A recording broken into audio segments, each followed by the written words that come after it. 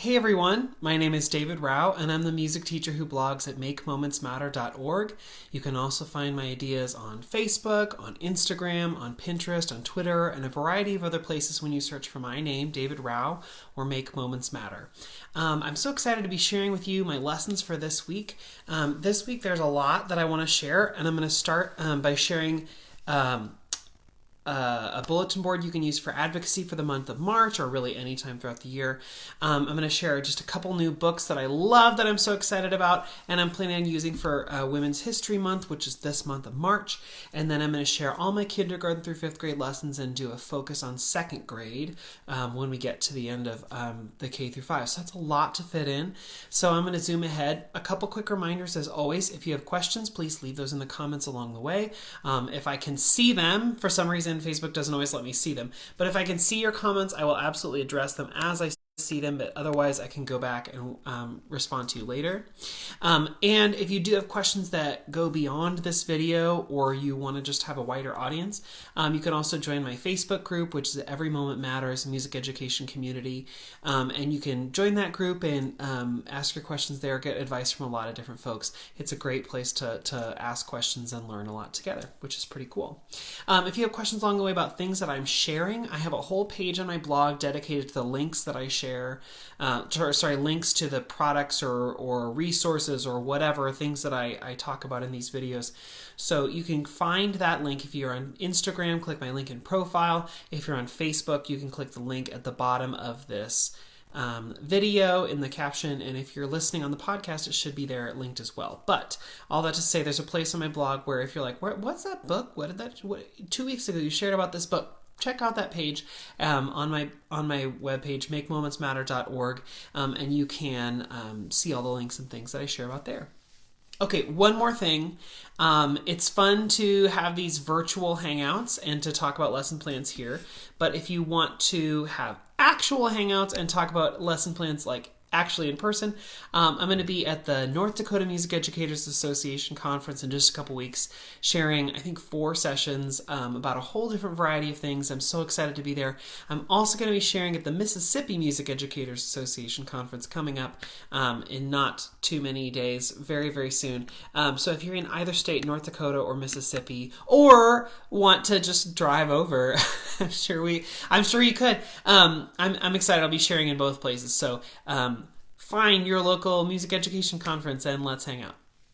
Okay, so first, for the last several weeks, I've been sharing about bulletin boards because I did a whole session at Georgia Music Educators, which is my home state conference, about how to advocate in your own classroom. And one of the things I talked a lot about was bulletin boards and how you can use those bulletin boards to advocate for what you do. And in the past couple weeks, I've shared about several different ideas. I shared one last week for Women's History Month.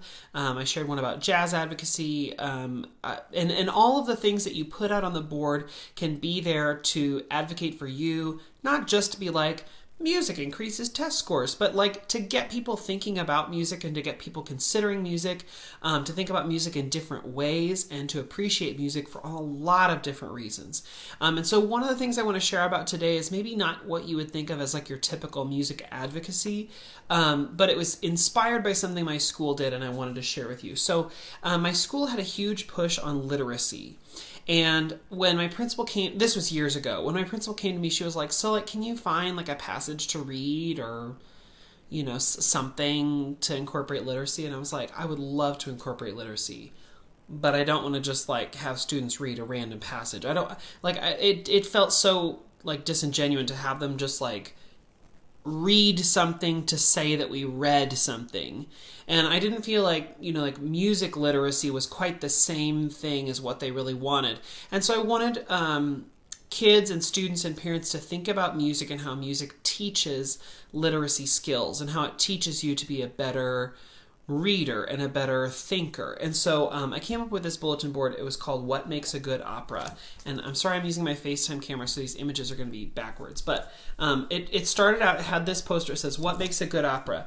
And it says, what does it take to make a good opera? Well, you will know an opera is good when it has all the traits of a good story. Any story needs a beginning, middle, and end. You also need an interesting cast of characters, intriguing settings, and a memorable plot. So this is just sort of like the focus for the actual bulletin board.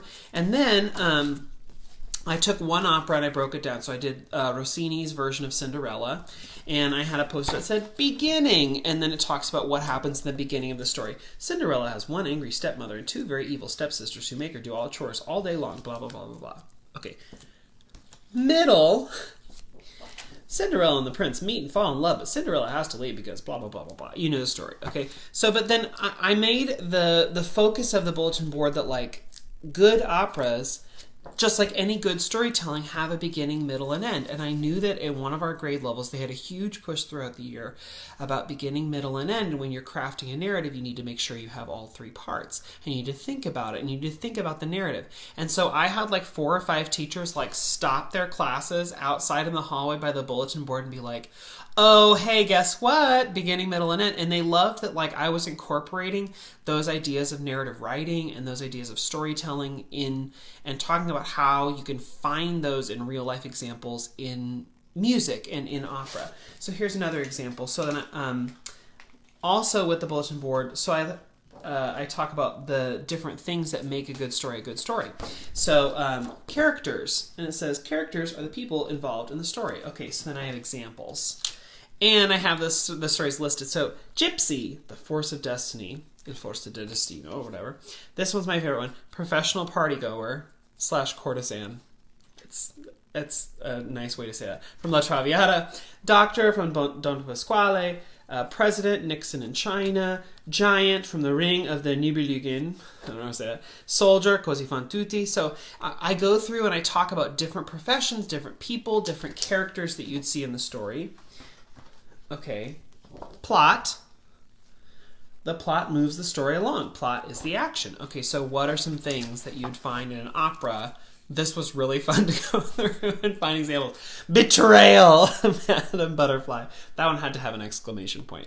Okay. Forbidden Love. Tristan and Isolde. Or basically every opera ever. Okay. Forbidden Love. Aida. I hope this... Oh, no. Okay. Wearing a disguise. Così fan tutti. Someone is sick. La Boheme. Oh, yeah, really sick. Sorcerer tries to destroy city. Dido and Aeneas.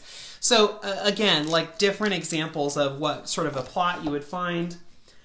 And then also the last one is setting. The setting is where everything takes place. Each scene might have a different setting. Okay, so what are some settings? Ooh, sorry. Bumped the stand there. Fancy party. La Traviata. Garden. Tristan and Isolde. Restaurant on the coast. Flying Dutchman. Ghostly ship. Flying Dutchman. I had to include that. Okay. Wedding. Marriage of Figaro. Ancient Egypt. Aida. Dungeon. Tosca. And bullfight. Carmen. So kids love to look through and see all of the fun examples because my kids didn't know much about opera, but using this bulletin board, I was able to do 2 things. I was able to link in with what was happening in my school, that focus on literacy, to point out important things about literacy, character, setting, plot, beginning, middle, end. Those are huge things that we teach to our students. But also I made it about music. We talked about the different, or it showed different operas, it gave examples, it gave it a musical context, and it also got parents and administrators and students thinking about how music teaches character, setting, plot, beginning, middle, end. And so instead of just reading a random passage and saying like that's our literacy connection, I was able to actually bring in some of those things that talk about how to craft a story and how to evaluate a story. And so, and my principal like loved it. And so then on at the top there were these big words that said what makes a good opera, and then I have a whole blog post about how I actually displayed it. So if you're interested in this set, you can get it, and then you can see how exactly I set it up. And I don't think I linked that on the links page, but I will if you want to see how I set it up so things sort of look visually, so in case you don't have to reinvent the wheel if you wanted to do this yourself. But that's just one way to, you're advocating for your program, you're making yourself a part of the school, you're connecting with all the things that the general ed teachers are doing, you're connecting with the school's theme, and you're not giving up authentic musical, or musical content. You're actually talking about actually things that happen in the music room. And that was so exciting that I was able to do that with my students, and I think it really was quite effective for them. So anyway, if you're interested, that's just one example of a way that you can make a connection and keep it musical. Okay. Doing good on time. I have 2 new books. They're new to me, and I'm so excited. I bought them. I'm going to use them. I'm going to share them. I'm going to set them out for Women's History Month, which is the month of March. I talked, I think, a week or 2 ago about some other books you might consider buying or might consider looking at. I have a whole page on my Amazon ideas list that just lists a ton of books about women, women composers and performers and rock stars and opera singers and all sorts of different influential people in the history of music. And you don't have to buy from Amazon, but I'm able to compile them all on Amazon, so you can go and take an ISBN number and give it to your librarian, or go look for it in your library. But they're all there if you're interested on my on the Amazon Ideas page. But these are just 2, and these ones are brand new to me, and I'm so excited about them. So I want to show you and read just part of them. So this first one is called A is for Audra, Broadway's Leading Ladies from A to Z, written by John Robert Allman, illustrated by Peter Emmerich.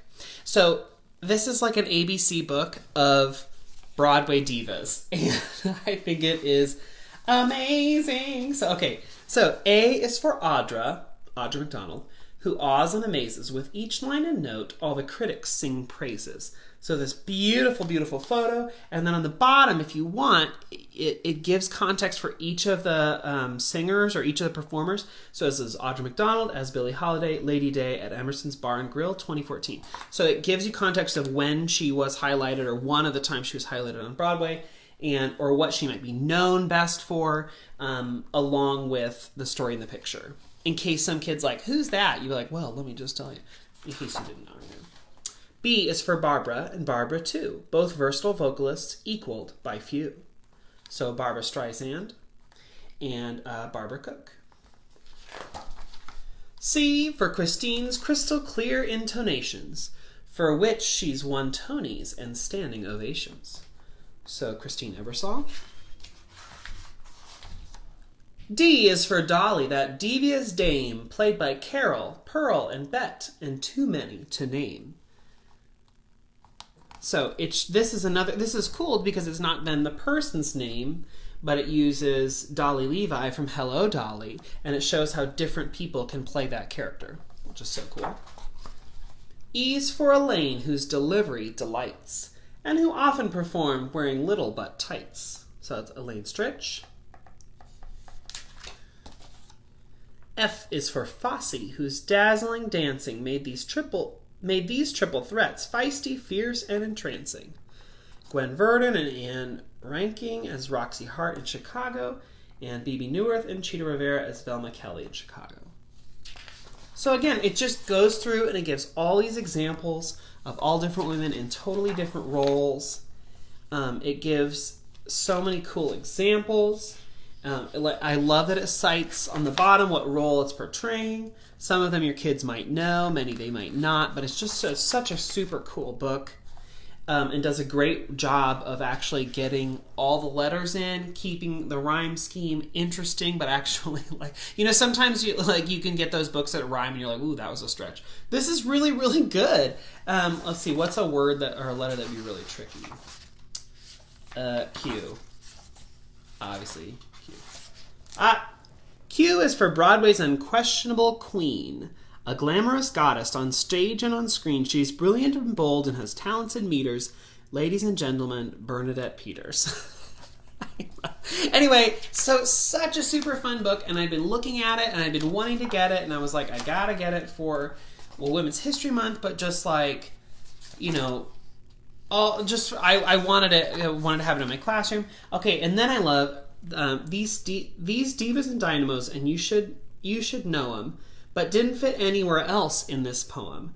So here are some exceptional names of the exalted, exciting, and excellent dames. So all the XXX, because it's on the letter X, and they were like, no other way to get X. So all these really wonderful women who maybe weren't featured in the book are featured here, which is, I think, cool, because then it's like, oh, it's not just the women you see in the book, but there are so many more people. How can you fit them all?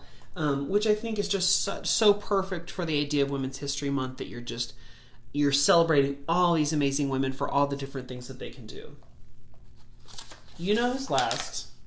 If you don't, take a guess. Z is for Liza with a Z, not an S.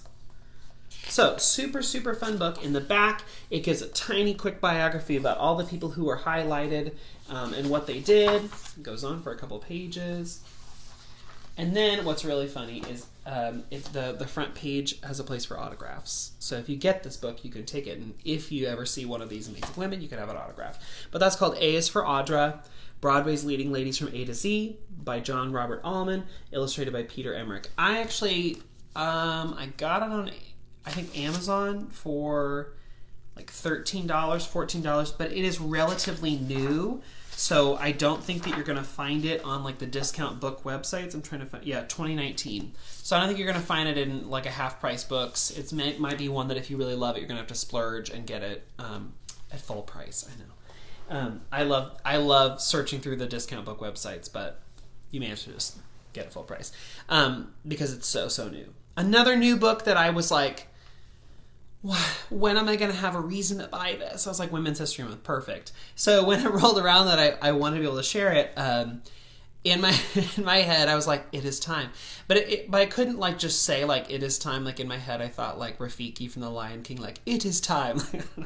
Anyway, anytime I say that, I think of that. So this one's called Beyonce, Shine Your Light by Sarah Warren and Geneva Bowers. This has been around for, well, not that long. Let me see if I can find the date on it. Yeah, 2019. It's new. I've seen it at maybe book fairs, but super cool book. So let me share just a part of that. Beyonce, Shine Your Light. I also love it because it's like a little bit extra tall, bigger than a lot of other picture books, so it's sort of unique. Beyonce was quiet, a push and empty swing kind of quiet, but that's how I'm gonna start over. Beyonce was quiet, a push and empty swing kind of quiet. That's how most of the world saw her until one teacher looked closer. She can sing. Do you know she can sing? On stage, Beyonce became a different person. Dazzling, confident, bold. This was where she belonged. I love that a teacher helps bring out the best in her. Beyonce performed everywhere. No stage, she made her own. Beyonce had a dream. Someday she'd share her gifts with the whole world. Beyonce joined a girl group. They worked hard. They shared their dreams. They had each other. They entered a contest. They lost. They learned. They worked harder. Beyonce's family gave it everything they had. Her mother fashioned them into stars, designing, stitching, styling. She also paid the bills. Her father aimed high, coaching, planning, publicizing. It was still Beyonce's dream, but other people decided how to make her dream come true. Beyonce paid attention. She learned.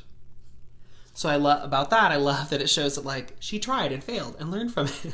How important is that?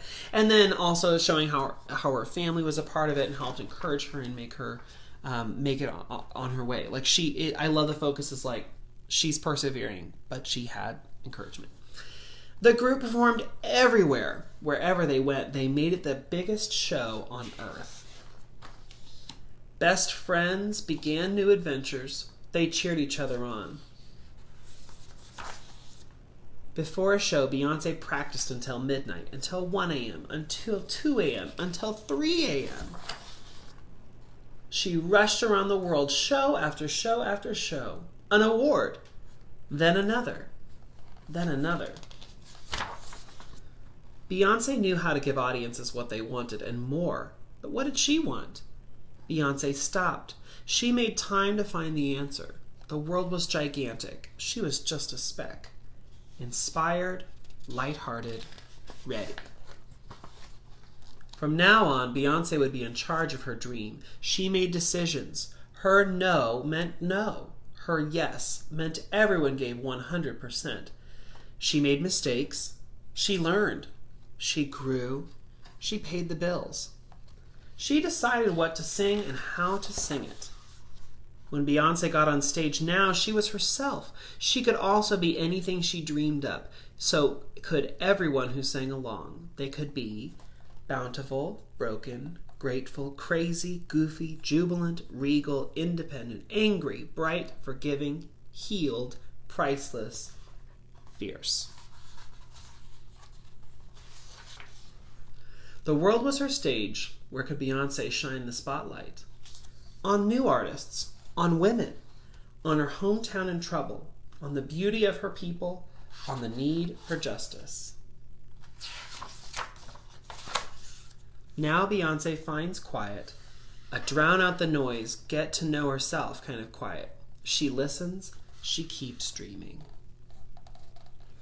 So I think that's such a cool book. It gives just so many awesome, different viewpoints of her life. It talks about how she failed, she made mistakes, she learned from them, she got better. I mean, it just gives so many cool contextual things about Beyonce that maybe kids wouldn't see or understand.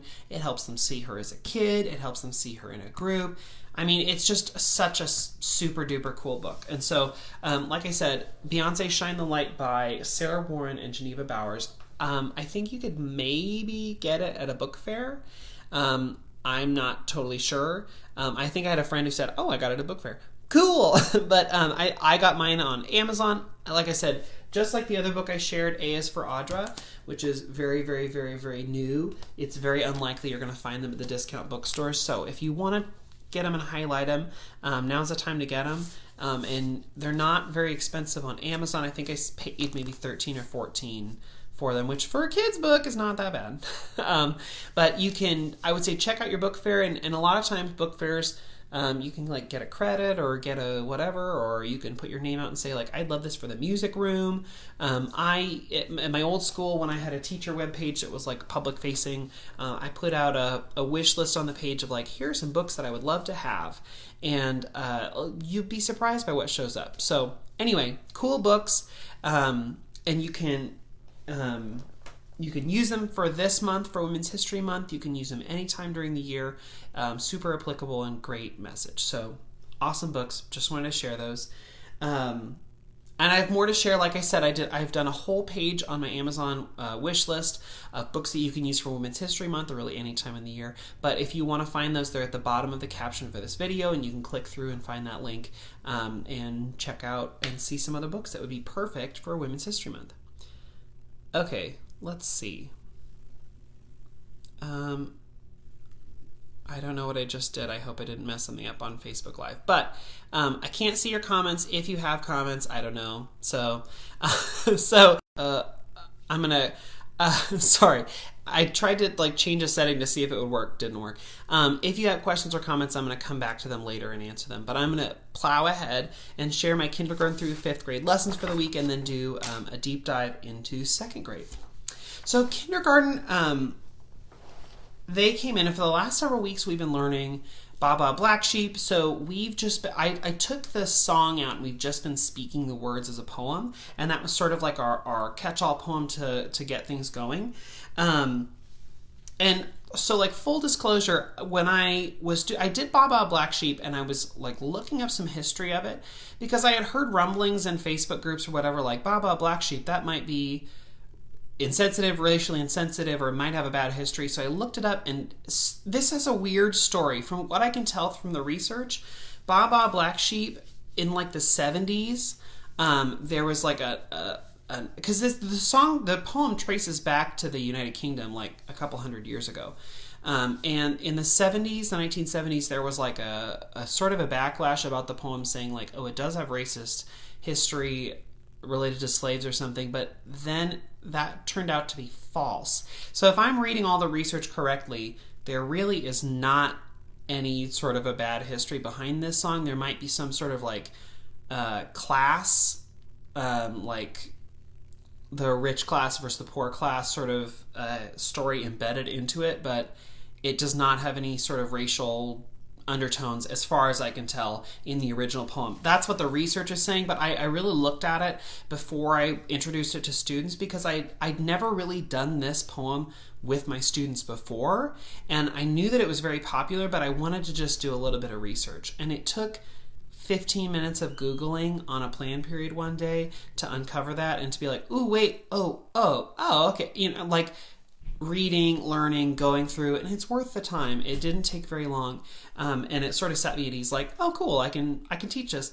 But if it does come up later in the future that like, no, actually it is pretty racist, like, well then okay, I'll take it out. But as far as I can tell, it has an okay history, and it's a very interesting, it gives you some interesting connections for your classroom. So we just learned it though as a poem first. So we just say, Baa Baa Black Sheep, have you any wool? Yes sir, 3 bags full. And so we talked about like saying things more with more emphasis or with more energy in our voice. So instead of just Baa Baa Black Sheep, have you any wool? Like with my kindergarten, we took the time to like, let's make this more interesting. Let's make our voices sparkle. And that's been hilarious. But this is the week where I pull out the ukulele and I say, oh, I have a song that I think that you would know. Twinkle, twinkle, little star, how I wonder what you are. So I sang that through. And then I said, wait, you know what? I can take out the words for twinkle, twinkle, and I can put in other words. Like I can use the same music, just other words. A, B, C, D, E, F, G, H, I, J, K, L, M, N, O, P. And the kids are a little bit are like, what? You can use the same music? And other kids are like, that's the same music? So it's funny to see that the kids are like, they either understand that it's the same melody or they don't understand the concept of melody. Either way, it's pretty funny. And then I say, oh, I have another song I can do with that.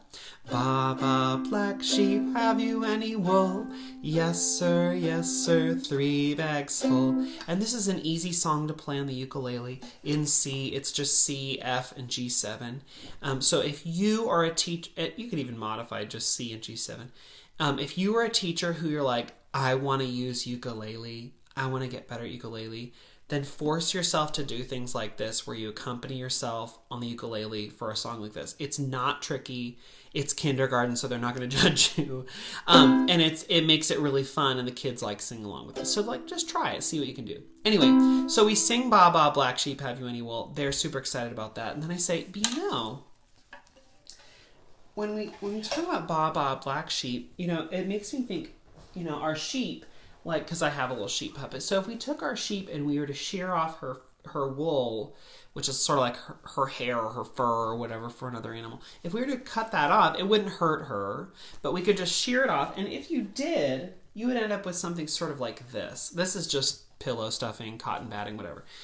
We do something like this, right? Well, guess what? If you take this and you twist it and you sort of make a little bit come out, and you it takes a little time. If you have a special machine, it goes a little faster, but if you twist it, let's see, and so I take the time to sort of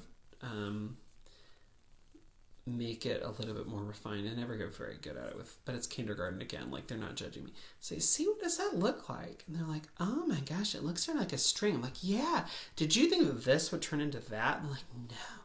Because I think kids are like, oh yeah, wool sweaters. Like they understand that somehow there's a connection there, but I don't know that kids have ever really been visually shown, like, here's how you take wool, here's how you make wool into a sweater. So I take the time to sort of show them that, and then I pull out, I actually have, see, so like here, look, and then I compare the two, like I compare the one that I've made, right, with the actual yarn.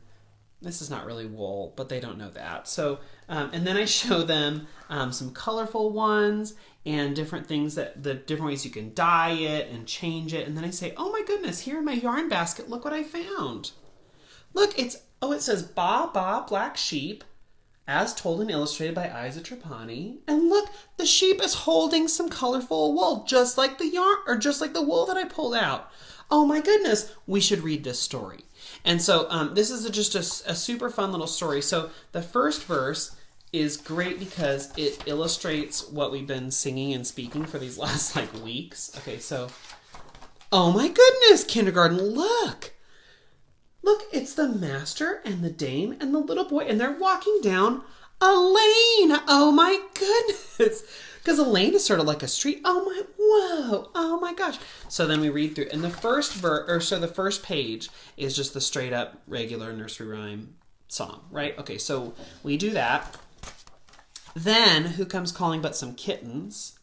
And the kids are like, kittens? That's not in the song. I was like, I know, but just listen. I'm gonna change it.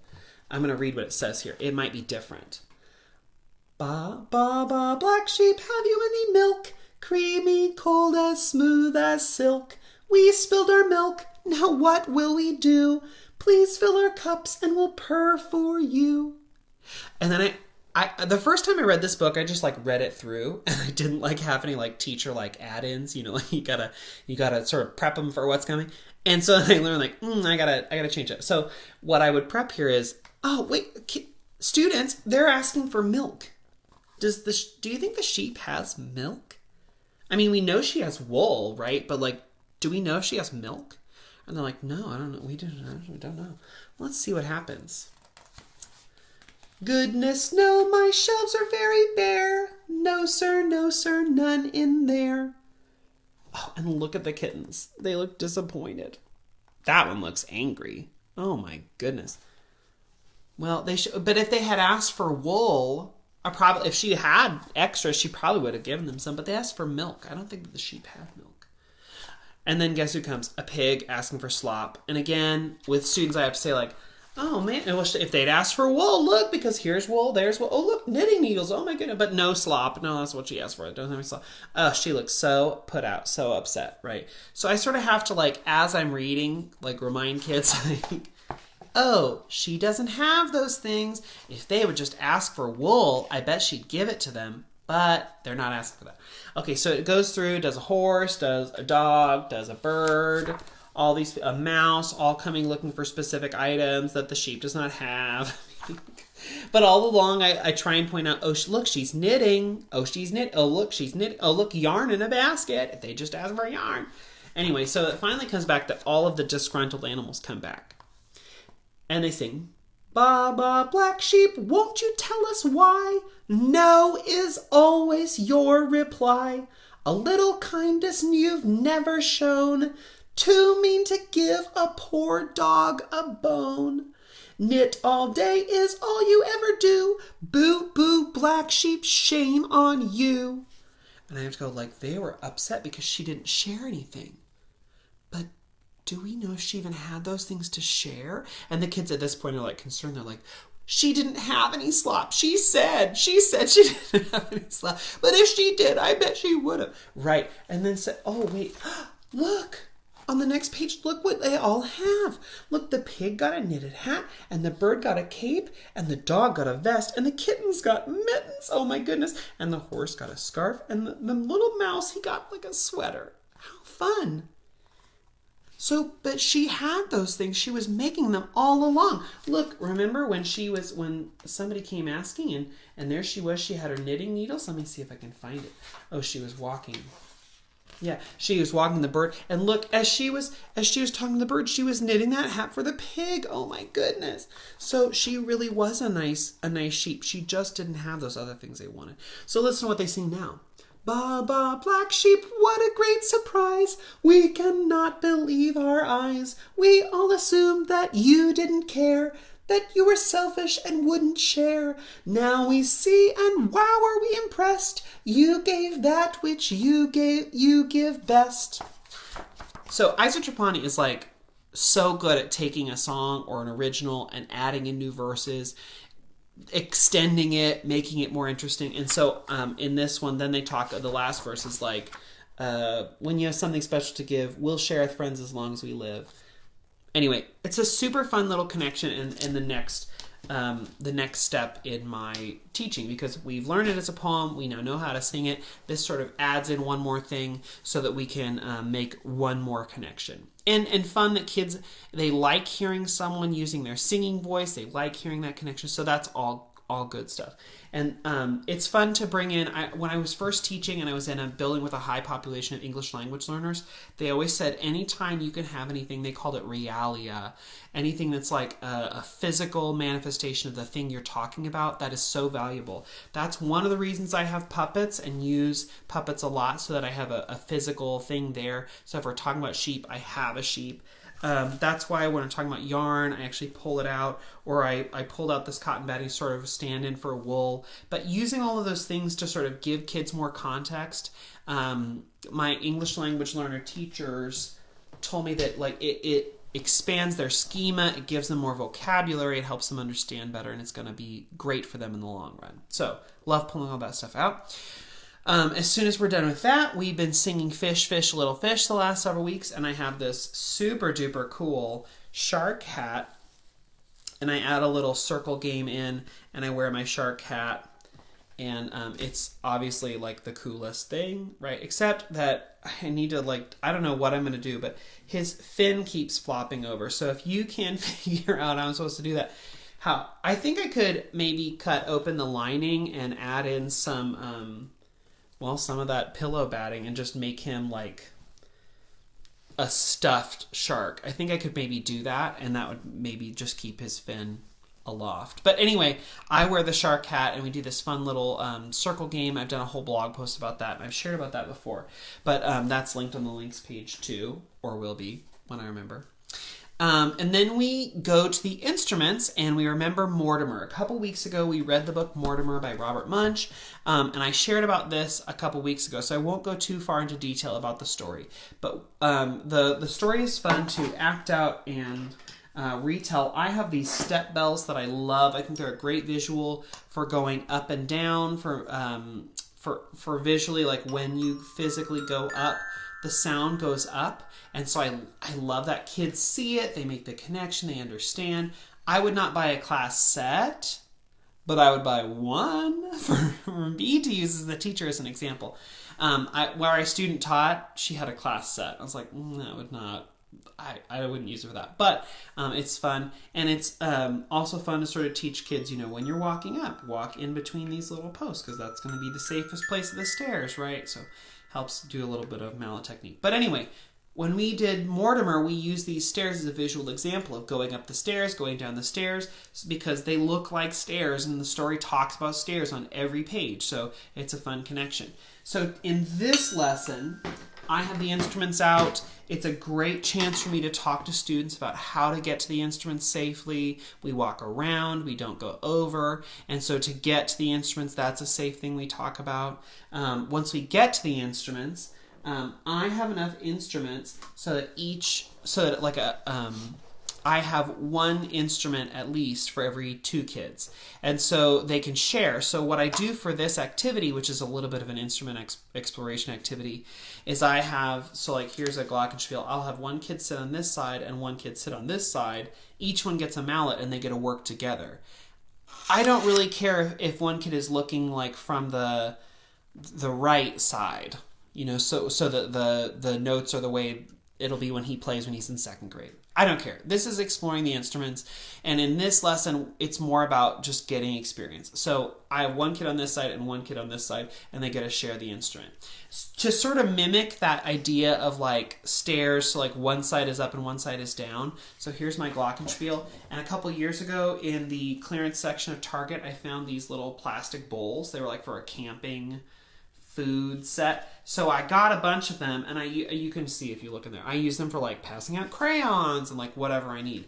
But one of the things I realized I could do is I could have the kids prop up the instrument like this. So there's really no chance that it's going to fall over or get hurt. Even with your xylophones, your bigger ones, altos and sopranos, it's like 2 inches off the ground. So it's no big deal. But it does give them that idea of elevation, so that there is one side higher and one side lower. So we do that so then they can figure out which side has the higher sound, and they're going to elevate that side. The other side's going to say lower, and then we retell the Mortimer story. We get to go up and down the mallets. We use our fingers. We use the mallets. We use the back side of the mallets. So there are a lot of cool things you can do with this story, and then also just turn it into a chance for kids to explore. Which bar do you think is the bar that would be at the bottom of the stairs? Or like, can you tap the mallet with your finger? Can you tap one 5 times? Can you find another? Do you see that there are letters on there? Whoa, my good. I mean, if you had all day, you could spend all day just exploring. But in the way this lesson works out, I only end up getting about 10 or 15 minutes. So this is going to come back in the next lesson for more exploration. But in this lesson, it's just a great chance to get to the instruments and play a little. Okay. And next week, the Leprechaun's coming. I'm so excited about that. First grade, we're getting ready for our zoo concert, which is way sooner than I had hoped. But it's coming up. We do One Elephant Went Out to Play. There's a lot of like run-throughs of songs that we remember, but just to keep them fresh. So One Elephant Went Out to Play on a Spiderweb One Day. We run through Go Into the Jungle Today. We hunt the cattle, except now we're adding in zoo animals. I've talked about that. I think I talked about that last week. I found this awesome song in Music K8. A lot of you gave me great suggestions last week, but I'm going with this song from Music K8 called Groovy Zoo, or Groovy Zoovie, and it is hilarious. At least I think it's hilarious. And anyway, I'm going to just play it for you. The kids like it because it has real animal sounds in it, and they think that it's like cool and fun, but it's really just sort of silly. So, but in my PowerPoint, so for the lesson, I have these pictures of animals and things. So if, like in the lesson when we sing Go Into the Jungle Today, I have this picture of the jungle. I have a picture of a couple animals you might see in the jungle. And, just for examples, right? So then I have a picture of our zoo. And when I'm teaching this, I have some pictures that'll help kids remember the words. So kangaroos and cheetahs, tigers looking fine, monkeys are parading, penguins prance in line, leopards are a-leapin', giraffes are jazzy too, pandas play a rhythm and are groovy zoovy zoo. And then I'm going to go groovy zoovy zoovy zoo, groovy zoovy zoo. It's just this fun, silly little song. But one thing is that if you want, you can just embed the song into your PowerPoint so that you can just be out there with your clicker and not have to run over to iTunes to play. So it's just in the PowerPoint. So when I click next, you're going to hear the song. It's this silly little song. Groovy zooby dooby doo. Groovy zooby doo. Groovy zooby dooby doo. Groovy zooby. So it's a fun little song. It's from Music-Aid. It's from one of the volumes that my school happened to have. You can also buy it separate on Music-Aid if you want. But what I love about the song is that it's going to have a chorus that we sing that is so simple to teach and learn, because I'm running out of time. And then we can have a spoken verse that we can repeat as many times as we want. It has real animal sounds. It has this funky little beat that parents are going to like and kids are going to love to do a little movement to. And then there's a part in there where it has like warning alarm sound, like the animals have escaped. Oh no, which will be perfect lead into the song about go and find the animals because they've escaped. So anyway, silly song. And then we do a song called Animal Action. I found this hilarious picture of a squirrel dancing. Not really dancing, but the kids think it's fun. And again, a really easy song to teach and learn. This is from Greg and Steve, if you have their CD called Kids in Motion. And it is really old, but it has some gems on it. And the kids really like it. Anyway, hilarious. And then there's Matilda the Gorilla. She doesn't come in this lesson because we don't really have time. But I have the songs embedded, ready to go. Okay, let me switch. Whoops. Yeah, let me turn that on. Okay. And that's our whole lesson. We do Groovy Zoo, we do Animal Action, we're out of time. Second grade I'm coming back to in just a second. Third grade, the first thing we do is we read 16th note patterns and a bunch of other rhythm things to sort of keep that fresh in our head. We sing solfege all the way up from do to do, which is great. We added T this week, so that's new, but we're right in place with where we need to be, and they're able to do it. The silly thing that I have kids remember is I talk about my grandma's always asking for tea at restaurants, and she can never get the waiter's attention. Excuse me, tea, tea, tea, excuse me, tea. She's always drinking it. So then they learn tea is just one pointer out, like, excuse me, tea, tea. And they like love that. They remember that way. In this lesson, we do an Austrian wet yodeling, and I spent a good portion of Musical Mondays video last year going through that whole process. I drug my electric piano here into the office, and so I'm not going to go through that. It's just linked in the links page if you want to see that whole process for an Austrian wet yodeling and some of the critical thinking questions that I embed in there. That's 3rd grade. 4th grade and 5th grade, like I said, they're sort of parallel courses for the last several weeks that we're doing ukulele. And so some of the things that we're doing are very, very similar. So I've just sort of packed out these last couple lessons with play-alongs. We start with chords we know. A big focus this week is chord progression, and talking about chord progression is just a series of chords that repeat or go in a pattern. If you start looking for patterns, you'll see more patterns. And so we talk about the chords we know, which at this point for 4th grade is C, C sharp, F, and this week we learn A minor. And 5th grade knows C, C7, C, C7, F, G7, G, A minor, G7. Did I say that? G and G7. Anyway, we review the ones we know, and then we push in some new things. So this week we add an A minor in 4th grade. We do a play along to Thunder by Imagine Dragons, which uses A minor, and they love it. They love it. And it actually is not too tricky. It's pretty simple for them to do. And one of the things I've started doing is I've been writing in the chord progression in my lesson plans before we get to the play along, so that we can do it slowly, so I can like write it on the board and we can do the progression slowly and then do it a little quicker and then do the play along. So it gives them sort of a preview and gets them ready to play. We do Thunder. We do Don't Worry, Be Happy, which involves C, F, and D minor. That's tricky, but this is a great chance for me to, with my 4th graders, say like, here's F, add your 3rd finger here, and that makes a D minor. If when we're playing that's too tricky to put the D minor in, just do F. Just do F instead for now. And then once you've done it 2 or 3 times, try and sneak that 3rd finger on and do D minor. But you know what? If you don't want to, that's okay. Just stick with F. Modify for what you need to do. And I love talking with kids about how we can modify and change to be more successful, because I don't want kids to go home and take a ukulele and then like try and then be like, I can't do it. But I want them to have strategies of like, what can I change? How can I modify? How can I make this more successful so that I can be really successful at this song? And then at the end of the lesson, we learned earlier in the year Farmer's Dairy Key, and so I read that out on the board, and they have to fill in the chords where they go. Sort of a challenge. 5th grade, they have an even further challenge, so we do Thunder, because they'd never done that one before. I didn't do that one last year, so I added that in. That gives them practice for A minor. We do Surfing USA, which is a great review for G7. And then the real challenge is that we do regular G, just normal G, which is trickier. It's not as easy as G7.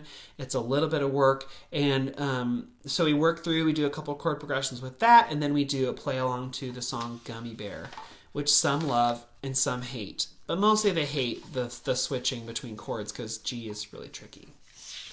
Okay, let me talk quickly about 2nd grade and some of the things we're doing there. So we go through, and this is we're getting ready for a month from today, my Around the World program, What a Wonderful World program.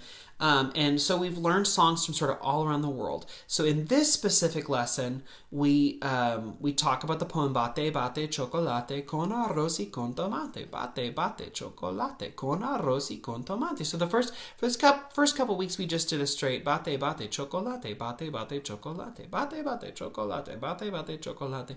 And then we did the version that it makes it sort of more about mole, which is that sauce with chocolate in it. So Bate Bate Chocolate con arroz y con tomate makes it more about mole. So that's just fun, interesting, extra for kids to do.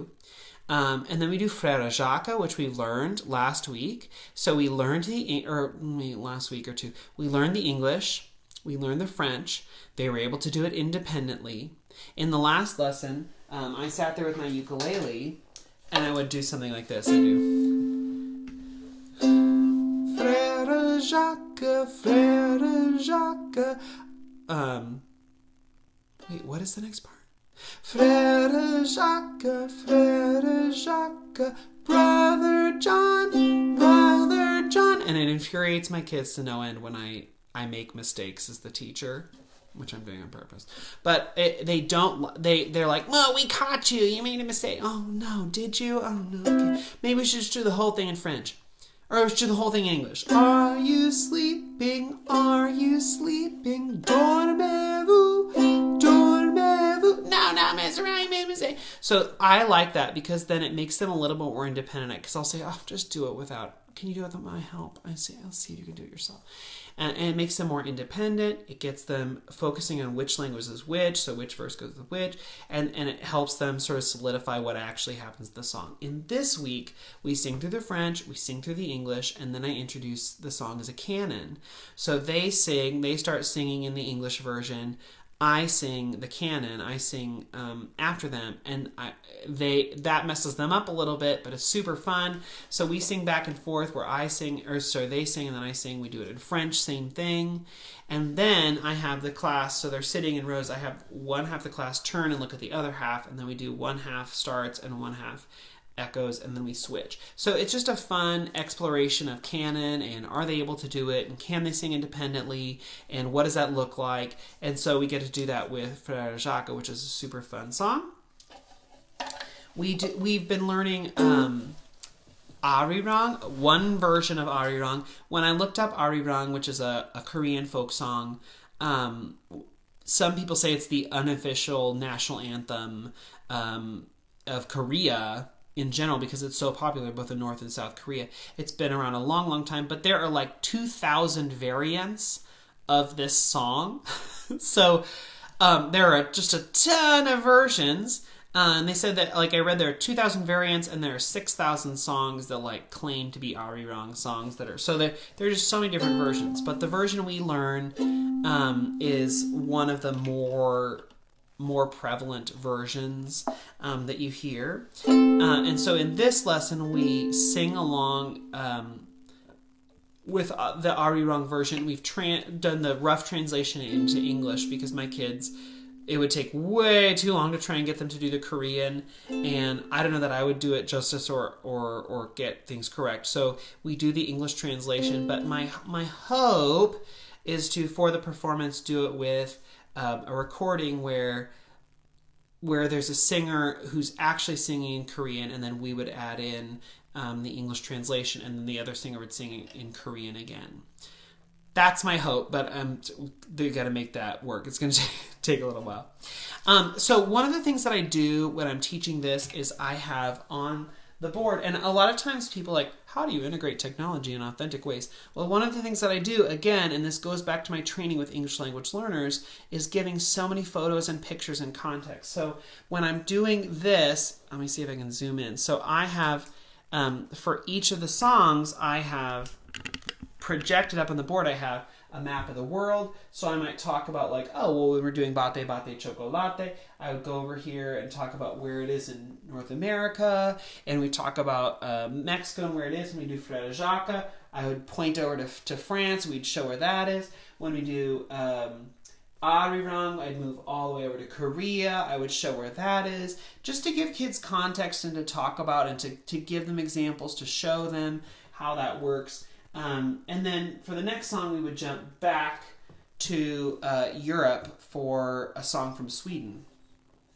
And this is one I learned from Amy Abbott at a workshop a couple years ago. And I forgot about it until I was searching for songs for this specific program. And I came back to it. So let me see. It's very easy, but silly and fun, and the kids like it and they learn it in one lesson. So that's like 7 checks off of my checklist of what I wanted to do. So it's a little tricky to know exactly where the song comes from. But from the research I've traced it back to Sweden, and a lot of Swedish like folk song and folk dance societies claim it, even if it might be from another part of Scandinavia, like, Finland or, Norway or whatever, Denmark. But it's claimed by Sweden, and I'm Swedish, so I'm going to say it's Swedish. Anyway, so the song goes like this. Vi skal dansa labba-doo, labba-doo, labba-doo. Vi skal dansa labba-doo, labba-labba-doo. And the translation basically is, dansa is obviously dance. Labba-doo is the name of the dance. Labba-doo is the name of the dance. And vi skal apparently means vicious. And so I say, kids like, oh, they say it's a vicious, terrible hard dance. So it's called Vi skal dansa labba-doo, labba-doo, labba-doo. Vi skal dansa labba-doo, labba-labba-doo. It takes about 30, well, the kids are like, that doesn't sound vicious. It takes about 30 seconds to teach them the song. We learn the song, we sing the song, and then I say, well, I got to teach you the dance, because it's a dance. It's a viciously hard dance. So the way I scaffold this in is the first thing we do is we stand in a circle and we do the footwork. And the footwork is side together, side together, side together. We go clockwise, but I don't know that it really matters. So side together, side together, side together, side together, right? Okay, so when we're learning the song, we do just the side together, and then they do that while I sing. I got to make sure they're really independent with that, able to move while I'm singing.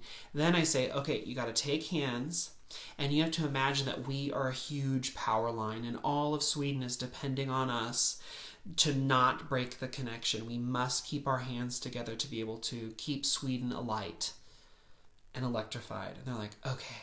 And so we sing and we do side together, side together, side together, side, while we're singing. Vi skal dansa labba-doo, labba-doo. And they're like, that was too easy. You're right, that was too easy. Okay. So the next time we sing the song, instead of just holding hands, we have to make a W with our arms, right? And you're putting your hands up by your sides, by your shoulders, and you're doing hand, palm to palm with the kid on either side of you. That's slightly trickier. Right, okay, but still, you must stay connected, otherwise Sweden goes dark, right? Okay, so they do that. They're like, that was not too hard. Okay, great, because the next one's even harder. Now instead of palm to palm, it has to be pinky to pinky. And I say, and you can't do this pinky swear thing. You got to do X's. You got to keep your with the person to both sides of you. Okay, so they think that's harder, right? But we sing the whole thing. We move around, side to side together, as we're singing and whatever. So then the next one is hands out on shoulders of the people next to you. Go around in a circle. Then they're like, that was hard, but it's fine. Okay, so then you lean down and you touch the kneecaps on both sides of the people next to you. That is very hard for them, but hilarious to watch. You must not break apart, otherwise Sweden loses all sanity. Anyway, it's hilarious. Then the final one is either hands around ankles, which I don't do as often, or fingers on your neighbor's toes, which they think is hilarious. And usually they fall over, and usually they're giggling, and I can't wait for parents to see it because they are going to die laughing. And so it's just such a fun song. I'll put a link to Amy's blog about the song, and you can learn more a little bit there and see those written out directions of how you might do that dance. But super fun song from Sweden, I think.